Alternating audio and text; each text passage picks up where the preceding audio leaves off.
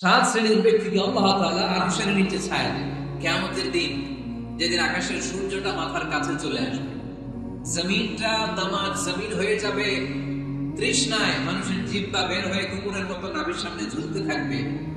সূর্যের প্রচন্ড কিরণ আর তাপে মাথার মগজগুলো গলে গলে নাকের ছিদ্র আর কানের ছিদ্র দিয়ে হাতের মাড়ের মতো টপটপ করে বেয়ে বেয়ে পড়বে।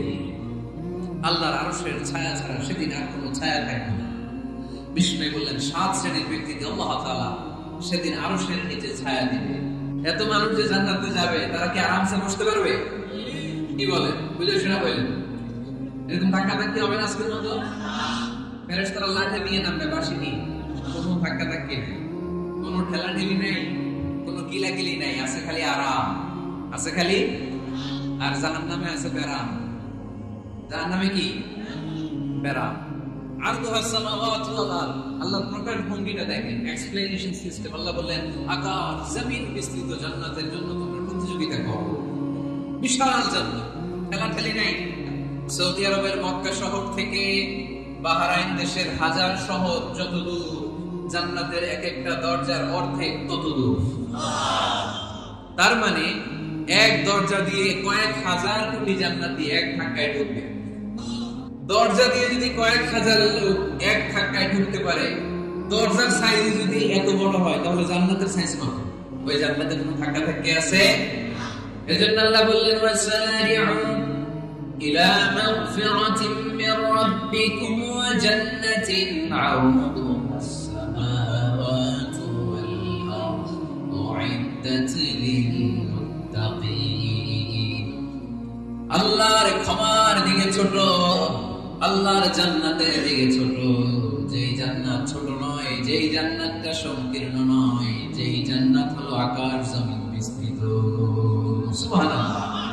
উইদ্দাত লিল মুত্তাকিন। এই জান্নাতকে আল্লাহ তাআলা মুত্তাকিদের জন্য তৈরি করেছে। কাদের জন্য?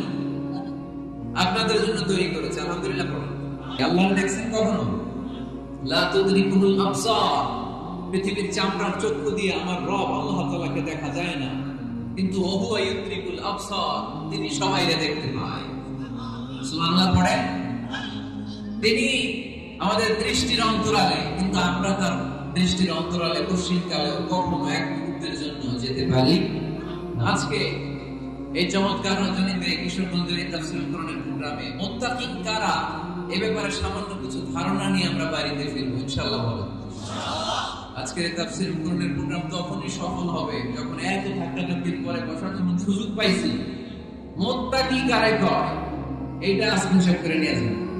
তো আমরা মুত্তাকি হতে চাই, চিল্লায় বলেন তো কি হতে চাই? উইদ্দাত লিল মুত্তাকিন।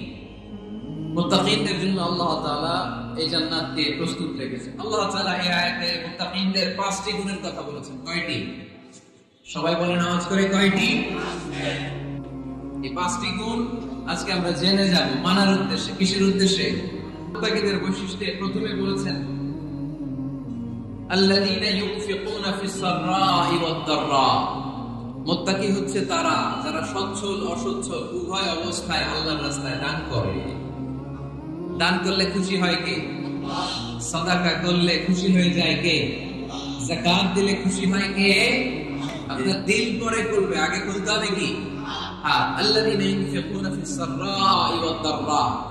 আল্লাহ বললেন আমার মুত্তাকি বান্দার প্রথম গুণ, আল্লাযীনা ইউনফিকুনা ফিস সাররাই ওয়াদ দাররা ওয়াল কাযিমিনাল গায়যা ওয়াল আফিনা আনিন নাস ওয়াল্লাহু ইউহিব্বুল মুহসিনিন।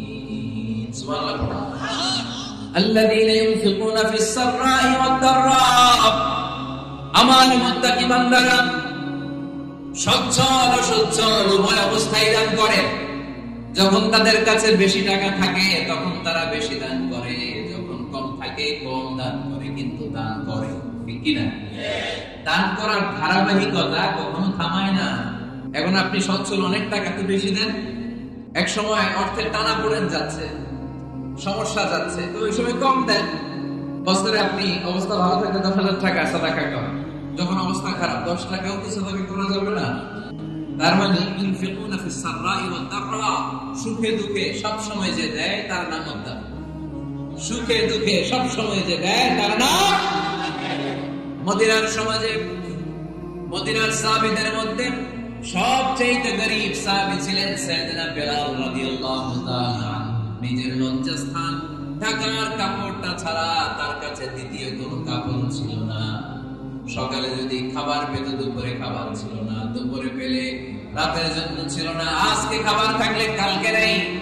মদিনার সবচেয়ে গরীব সাহাবী বেলাল রাদিয়াল্লাহু তাআলা আনহু, লজ্জাস্থান ঢাকার জন্য শুধু একটা জামা ছিল, গায়ে দেওয়ার মতো কোনো জামা নাই। এই সাহাবীর মতো গরীব কোনো সাহাবী মদিনার জমিনে নাই। এই বেলাল রাদিয়াল্লাহু তাআলা আনহুকে বিশ্বনবী ডেকে বললেন, ইয়া বেলাল আনফিক ইয়া বেলাল লা তাখশা মিন যিল আরশি ইকলালা। ও বেলাল, আল্লাহর রাস্তায় দান করো, কারণ আমার আল্লাহর ধনভাণ্ডারের কমতি নাই। সাইয়েদনা বেলাল রাদিয়াল্লাহু তাআলা সবচেয়ে গরীব, শুনতেছেন, বুঝতেছেন, সবচেয়ে গরীব। ডাউন পার্টটা ঢাকার মতো একটা গার্মেন্ট ছিল, একটা কাপড়, এটা পেঁচায় আসতো নামাজ পড়তে। গায়ে রাখার মতো কোনো জামা নাই, আর খাবার দাবার টাকা পয়সা বলতে নাই। ওই সাহাবী নবী সাল্লাল্লাহু আলাইহি ওয়াসাল্লাম বললেন, আনফিক বেলাল, বেলাল তুমিও দান করো, তুমিও দাও, দানের হাতকে প্রশস্ত করে দাও। আনফিক ইয়া ইবনা আদম উনফিক আলাইহি, হে বনি আদম দাও, দিলে আমি তোমারে দেব। যারা দান করে বেশি তাদেরকে দেয় কে? দিলেই আসবে, না দিলে আসে না। আপনি দেন, দেখবেন আসতে শুরু করছে। এটাই সিস্টেম, দিলে কমে না, না দিলে কমে। সুবহানাল্লাহ পড়েন। উদাহরণ হিসেবে বুঝেন, আপনার হাতে 5 কেজি ওজনের একটা জিনিস দেয়া, আপনি এটা ধরে রাখছেন, এটা ধরে রাখলে আর কিছু নিতে পারবেন?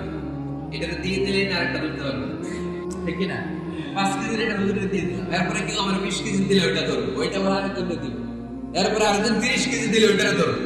এজন্য আল্লাহ বললেন, ইনফিকুনা ফিস সাররাই ওয়াদ দাররা। আমার মুত্তাকি বান্দারা প্রথম গুণ, তারা সুখে দুঃখে সব সময় দান করে, দানের ধারাবাহিকতা সব সময় অব্যাহত রাখে। যারা সুখে দুঃখে সচ্ছল অসচ্ছল সব অবস্থায় দান করে, তাদের নাম হলো মুত্তাকি। মুত্তাকিদের প্রথম বৈশিষ্ট্য দান কর। যাদের দান করতে একটু সমস্যা, মনে থাকে না, অলসতা বা একটু কিপটামির মনোভাব আছে, এই কিপটামি কৃপণতা ভুলে যা, দেন, দেন না একটু, আপনারা দিবে কে? বিশ্বাস হয়? দিলে বাড়ে, দিলে না দিলে কমে, কারণ আপনি দিলে আপনারা দিবে কে? তবে গোপন অবস্থায় দেওয়াটা উত্তম। প্রকাশ্য দান করলে আল্লাহ কবুল করেন, ওইটাতেও সওয়াব আছে, কিন্তু গোপনে দান করলে বেশি খুশি হয় কে? গোপনে দান করলে আল্লাহর রাগ ক্রোধ কমে যায়। আপনার কোন পাপের কারণে আল্লাহ যদি আপনার উপর রেগে থাকে, আপনি গোপনে কিছু দান করে দেন, ওই রাগটা মুহূর্তে ঠান্ডা হয়ে যাবে।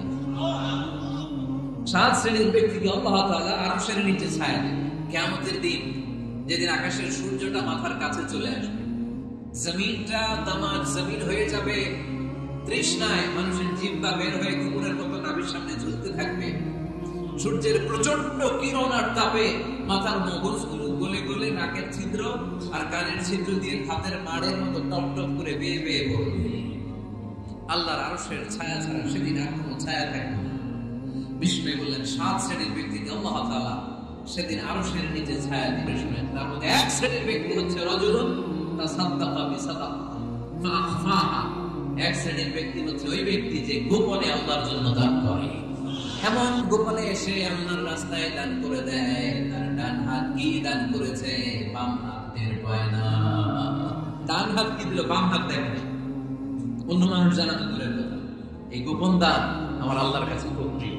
এদের একটু দান করার অভ্যেস করেন, অল্প করে করেন। আজকে যে 5 টাকা দান করে দেন, 2 টাকার নোট থাকলে দান করে দেন, 1 টাকার পয়সা থাকলে দান করে দেন। দান করতেই হবে, কারণ মুত্তাকি হতে চাইলে এই দানের ধারাবাহিকতা কন্টিনিউয়াসলি এটা রাখতে হয়, এটা থামানো যায়। সময় ভালো বেশি দিলাম, সময় খারাপ কম দিলাম, কিন্তু দিতে হবে। আল্লাহকে সিররুন ইনদাল্লাহ, তোমার আর তোমার আল্লাহর মাঝে কোনো গোপন আমল আছে নাকি যেটা আল্লাহ ছাড়া কেউ জানে না? জীবনে আমাদের প্রত্যেকের এমন কিছু গোপন আমল, ইবাদত আর দান সদকা করা দরকার যেটা দুনিয়ার কেউ জানে না, জানে আমার রব আর জানি আমি। এরকম দান থাকার দরকার আছে না? নেই? তোমার জীবনে এমন কোন গোপন সাদাকা আছে নাকি যেটা আল্লাহ ছাড়া কেউ দেখেনি? এই গোপন সাদাকাটা আল্লাহ খুব পছন্দ করে। এখানে মাদ্রাসা আজকে আমার ভাই অমুক ভাই দিবেন 2 লক্ষ টাকা, বলেন মারহাবা। এটা উনি আল্লাহর জন্য দিতে পারে, মারহাবার জন্য দিতে পারে, ঠিক কি না? কিন্তু রাতের আধারে রাস্তার পাশ দিয়ে হেঁটে যাচ্ছেন, মসজিদের দান বাক্সটা লেখা, উপরে সাইনবোর্ডে লেখা মুক্ত হস্তে আল্লাহর ঘরের জন্য দান করুন। কেউ নাই, কাক পক্ষী নাই। রাত বাজে 2টা, হঠাৎ করে পকেট থেকে 1000 টাকা বা 100 টাকার কচকচে নোটটা আপনি দান করে দিলেন। ওই দানটা 1 কোটি টাকার দানের চেয়ে বড় লাভ। কারণ দুনিয়ার কেউ তখন দেখে নাই, দেখেছে কে? কেউ যেটা দেখে না সেটা দেখে কে? কেউ যেটা জানে না সেটা জানে কে? সবার চোখ ফাঁকি দেয়া গেলেও আমার আল্লাহর চোখ ফাঁকি দেয়া যায়? এজন্য দান করতে হবে একজনের খুশির জন্য। তিনি কে? আল্লাহ বললেন, এই যে তোমরা আমার রাস্তায় দান করো, এটার উপমা একটা চারা বীজের মতো। এই চারা বীজ জমিনে কেটে দিলে সেখান থেকে 60টা শীষ গজায়, প্রতিটা শীষ থেকে 100টা করে দানা হয়, প্রতিটা শীষে জন্ম নেয় শত শস্য দানা। সুবহানাল্লাহ। চারা বীজ ছিলেন না, মাটিতে ঢুকাই দিলেন, 60টা শীষ গজালো, প্রতিটা শীষে আবার 100টা করে দানা, মোট কটা হইল? 700টা। এক চারা বীজ থেকে যেমনি 700 দানা গজায়, তেমনি 1 টাকা দান করলে এরকম 700 গুণ সওয়াব আপনার আমলনামায় ঢুকাই দিবে কে? যারা দুনিয়ার বুকে প্রকাশ্যে গোপনে দান করত, সচ্ছল আর অসচ্ছল অবস্থায় দান করত, কিয়ামতের দিন যখন তাদেরকে তাদের আমলনামা দেয়া হবে, আমলনামা দেখে বলবে, আল্লাহ এত সওয়াব দুনিয়ার বুকে আমি করি নাই, অন্য কারো আমলনামা তোমার ফেরেশতারা ভুল করে আমারে দিয়েছে। আল্লাহ এত আমলনামা তো আমি করি নাই, এত নেক কাজ করতে যাস, এটা আমার না, তোমার ফেরেশতারা ভুল করে আরেকজনের টাকা গছাই দিয়েছে। আল্লাহ বলবে, না, আমার ফেরেশতারা ভুল করে না। সুবহানাল্লাহ বলো। ফেরেশতারা কখনো ভুল করতে পারে? এটা তোমারই আমলনামা, আমার আমলনামা, আমি তো এত সওয়াব করি নাই। আল্লাহ বললেন, তুমি যদি আমার খুশির জন্য দান করেছো, ওই ছোট্ট দানটাকে আমি বড় করে তোমার আমলনামায় ঢুকাই দিচ্ছি।